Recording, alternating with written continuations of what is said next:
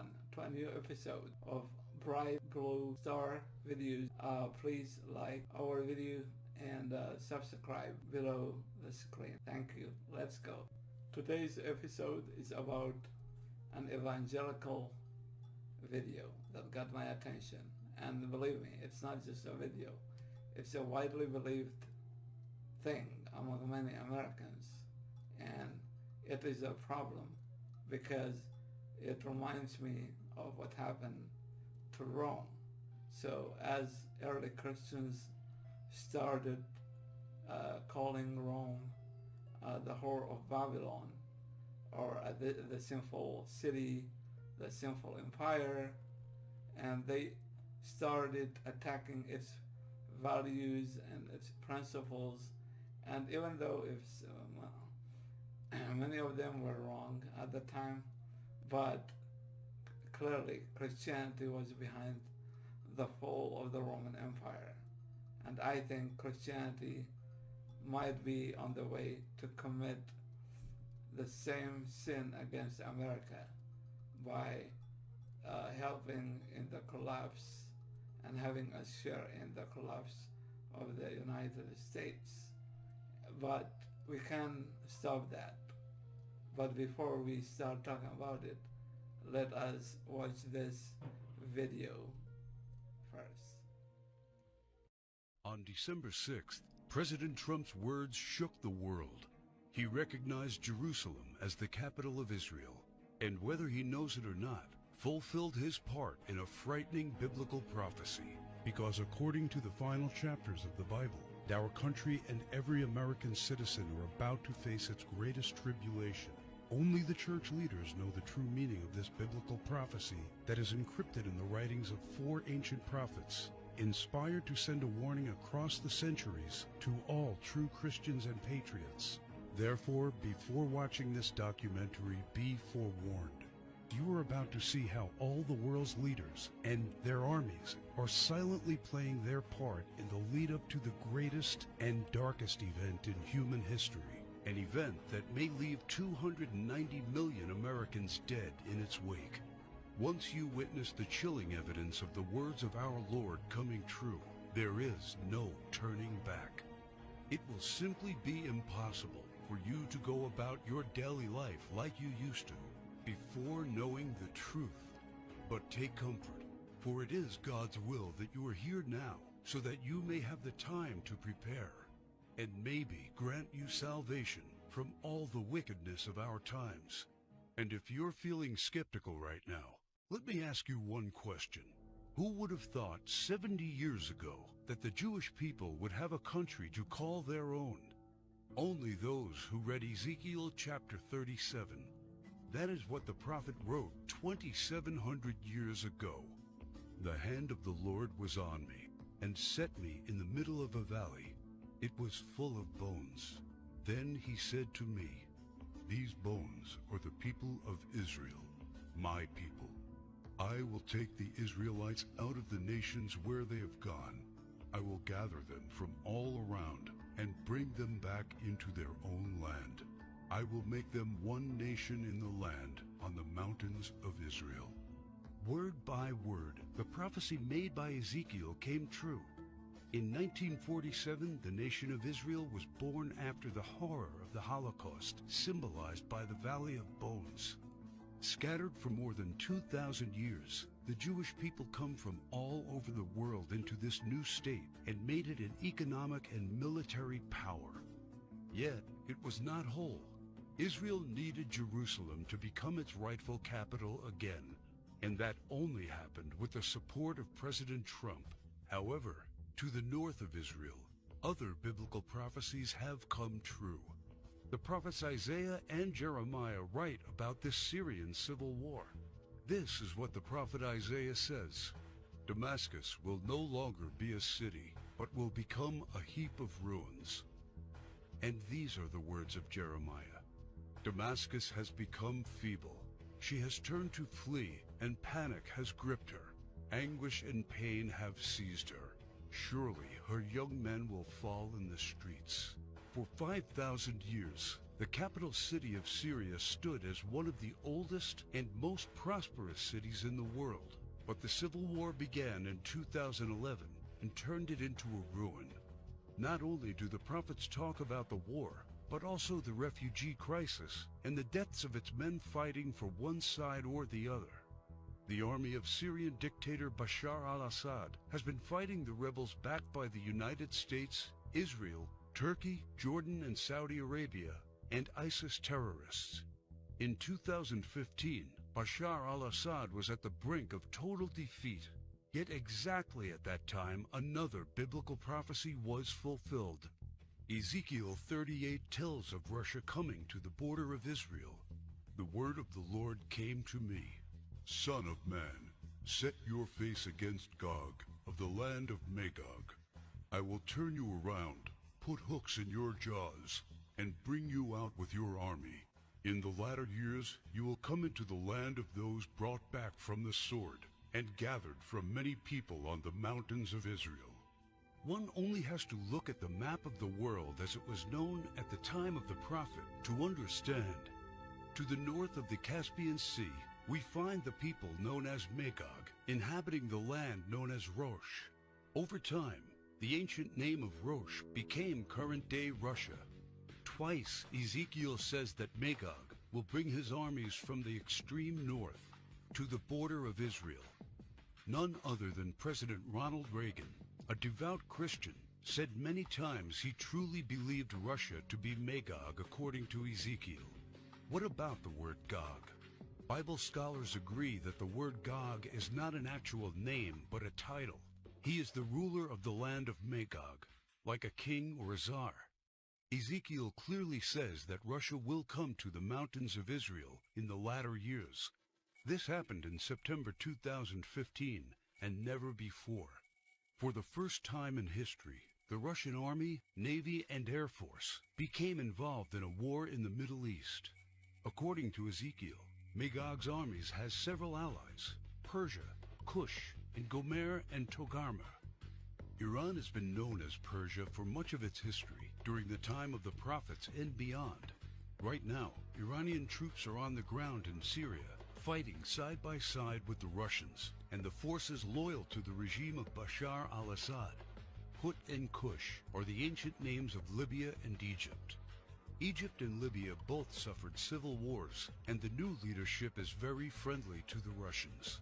But the greatest surprise is the land known to Ezekiel as Gomer and Togarmah. The historian Flavius Josephus references Togarmah and Gomer as the people that lived on the territory of present-day Turkey. In fact, Turkish history books identify these tribes as living on their land at the time of the prophets. 3 years ago, Turkey was a strong NATO ally, but everything changed after the failed coup attempt in 2016. Now, Turkey has become increasingly hostile to NATO and the United States. It forced NATO to remove forces from its bases. It's buying weapons from Russia. It fully condemned the idea of Jerusalem becoming the capital of Israel. And in fact, right now, the Turkish army is in Syria, fighting to defeat the enemies of the Syrian dictator.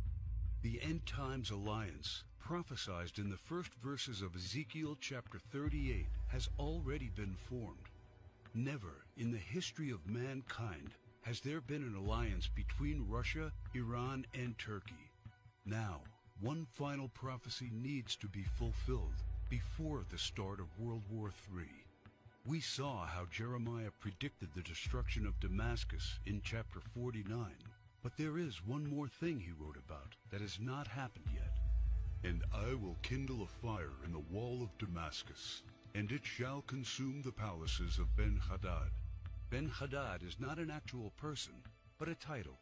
Just do one simple search online, and you will discover that Ben-Hadad is the ruler of Aram Damascus. While it is clear that Bashar al-Assad is the current ruler of Damascus, Aram is a region in Syria now known as Aleppo. The city of Aleppo was just recently recaptured by the regime of Syrian President Bashar al-Assad with the help of Iran and Russia.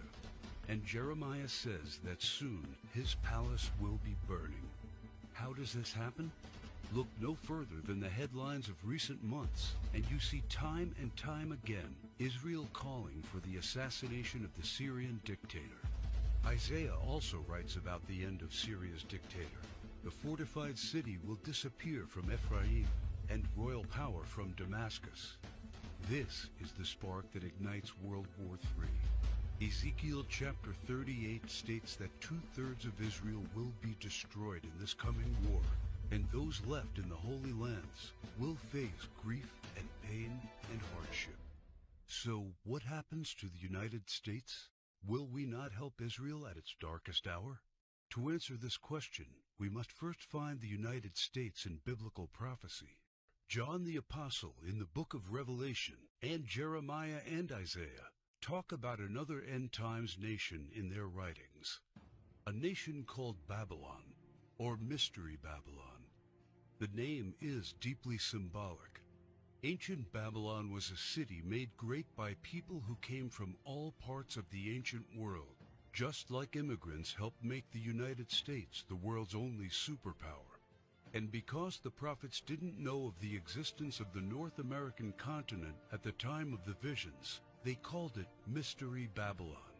Some say biblical Babylon refers to ancient Iraq. But if that is true, why do the prophets see it as a nation surrounded by waters? O thou that dwellest upon many waters, abundant in treasures, where all who had ships on the sea became rich through her wealth. While biblical Babylon has plentiful access to waters rich in resources, most of Iraq is a desert and has only a narrow stretch of coastline. Why do the prophets talk about pollution when in ancient Iraq there could be no such thing? Thou hast destroyed thy land. I have polluted mine inheritance, and have given them into thine hand. Babylon mounts up to heaven, and ascends above the heights of the clouds. These metaphors clearly reference a nation that has discovered flight. It is obvious that Babylon, or Mystery Babylon, can't be ancient Iraq. But the prophets have more to say about this end times nation. Babylon is hailed as a queen among nations, the lady of kingdoms. According to the prophets, Babylon reigneth over the kings of the earth. It is the praise of the entire earth, and an astonishment among the nations. It is a place of great riches, and the merchants of the earth are waxed rich through the abundance of her delicacies. In fact, the prophets say clearly that should something happen to Babylon, all worldwide trade would stop. The merchants of the earth will weep and mourn over her, because no one buys their cargoes anymore.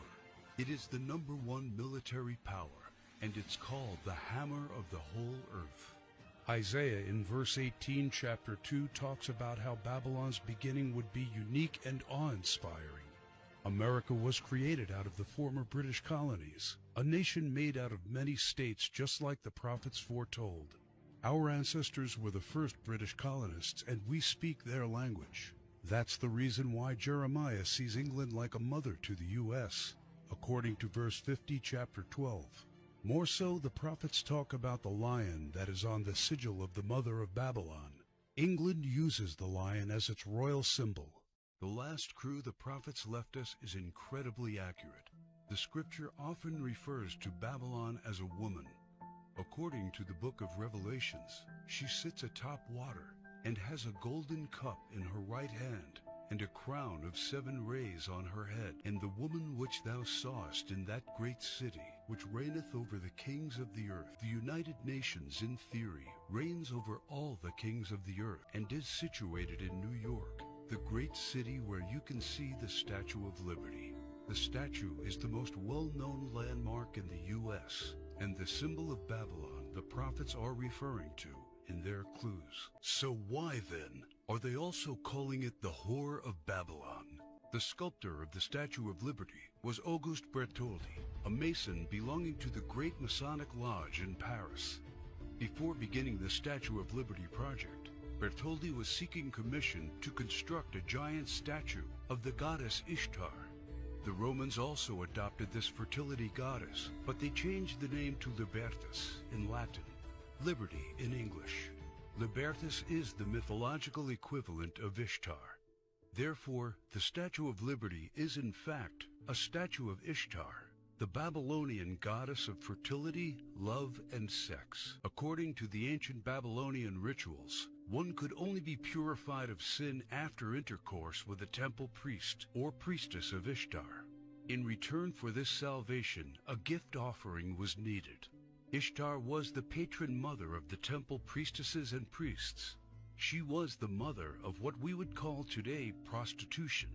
This is why Ishtar was seen by early Christians as the whore of Babylon.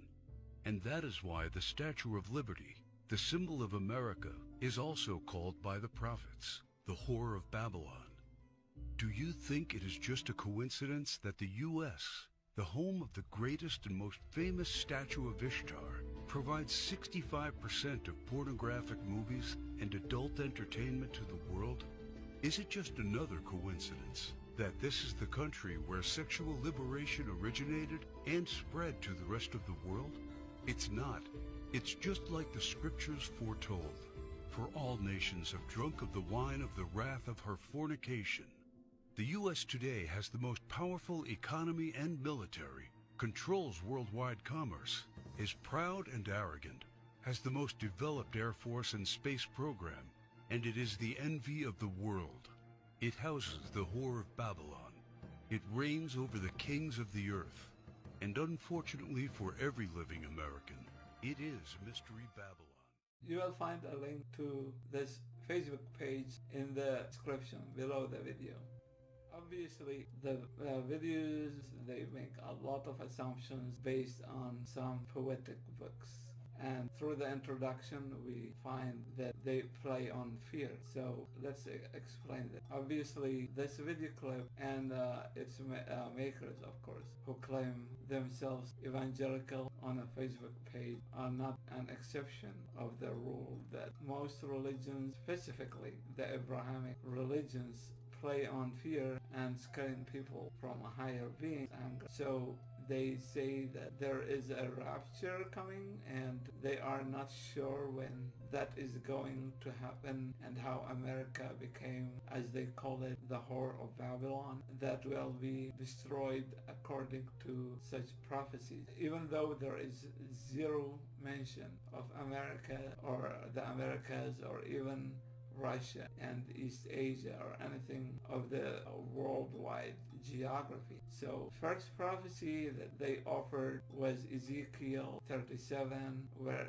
he says that the hand of the Lord was upon me and carried me out in the Spirit of the Lord and set me down in the midst of the valley which was full of bones. So this passage mentions nothing about Israel becoming a state in 1948, and I don't know if that's the video accurate, as they say it was established 1947, but I think that's wrong. I'm not sure, but I think so.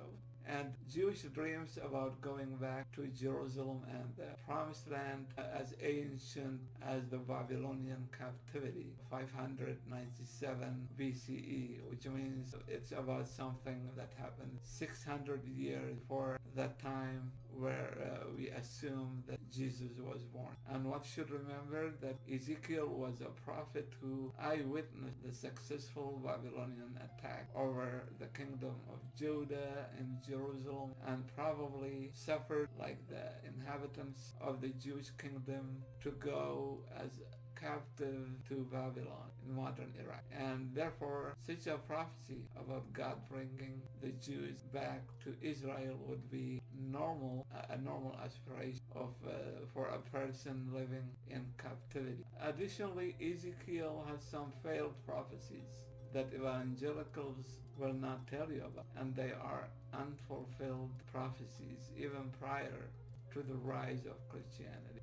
Stephen L. Harris states in his great book, Understanding the Bible, Edition 8, that Ezekiel was apparently undaunted by the failures of his predictions that Nebuchadnezzar's horses' hooves will trample through Tyre streets, chapter 26, verse 11, and Because Egypt's Pharaoh had not helped to rescue Judah from Babylon's oppression, chapters 29 verses 6 to 10, and because Nebuchadnezzar had derived nothing from his long labor attacking Tyre, Yahweh resolved to hand Egypt over to Nebuchadnezzar, king of Babylon, since he has been working for me, as the Jewish God says, chapter 29, 18 to 20. While weakening Pharaoh's arm and strengthening that of Nebuchadnezzar, Yahweh orders Babylonian armies to turn Egypt into a desert, to slaughter its entire population, so that the land from mountainside to ravine is drenched in flowing blood. Chapter 32 verse 6, also verses 12 and to 16. And notice how this God is thirsty for blood. And after scattering Egypt's population, Harris continues, among foreign nations for 40 years, Yahweh will then return the exile to a permanently weakened Egypt. Although he had defeated Egypt, Pharaoh Necho at the Battle of Carchemish 605 BCE, neither Nebuchadnezzar nor his successors succeed in occupying the country or evicting the Egyptians from their land. As you see, what they call prophecies are indeed nothing but a reaffirmation of the fact that the same people who believe in a specific book found a way to go to a specific location, namely Israel.